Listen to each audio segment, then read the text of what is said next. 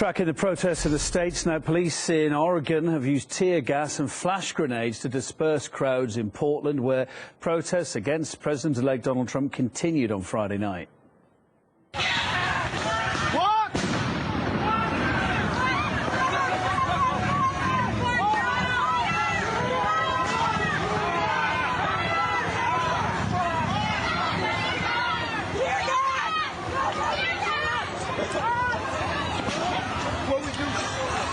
There, at least one person was injured in a shooting in the demonstrations in Portland too. No, it's being shot in the air. The gun's being shot in the air. The gun's being shot in the air. Someone got shot. Someone got shot. As was seen on a bridge, police used pepper spray on the crowds and made several arrests. Officers urged protesters to leave the area immediately. The rallies descended into violence in the city on Thursday night when protesters smashed cars and shop fronts. The police said dangerous and criminal behaviour led them to redefine the gatherings as riots. There's been protests in other places as well, dozens of other cities. In fact, that's a scene in New York. It's all centering around the Trump building for the last couple of days. Most of those protests have been peaceful, but there have been some arrests. Let's switch now to Florida, Miami. People halted traffic on two major highways Friday night. Well, elsewhere in Washington, a tunnel was blocked. People chanting anti-Trump slogans there too.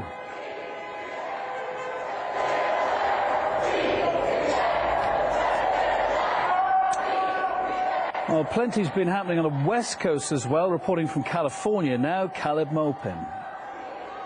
So once again, the sun is down, and here in Oakland, the streets are filled with protesters denouncing Donald Trump, the president-elect, who recently won the vote. You know, some people that are watching this protest at home right now, right? They might be like, well, look, Trump won the election fair and square. Why are they protesting? Are they against democracy? What would you say to that person? We're just doing what's right. This is what we need. We don't need Trump in office. He's just going to make everything worse. It's as simple as that. So do you think, is there a way of preventing him from taking office? We can all fight, do this every single day if we have to make sure that he's gone. Trump, he did win according to the U.S. Constitution, so you're saying you're protesting against the American democratic system, right? So did Hitler. That doesn't mean we have to accept the way this as it is. We need to fight back against this fascist system.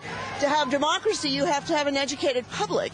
And the public schools have been progressively defunded both by Republicans and Democrats. And so the system as it is isn't promoting the democracy we have in our Constitution. So the crowd of protesters has marched all the way up toward the highway. And as you can see, right in front of me, there's a line of police with riot gear on, shields, clubs at their sides, to prevent the protesters from getting onto the highway. Now the protesters are turning around in face of this crowd of police with clubs who are blocking them from getting onto the highway, as they've done on previous evenings in the protests in the aftermath of Donald Trump's election.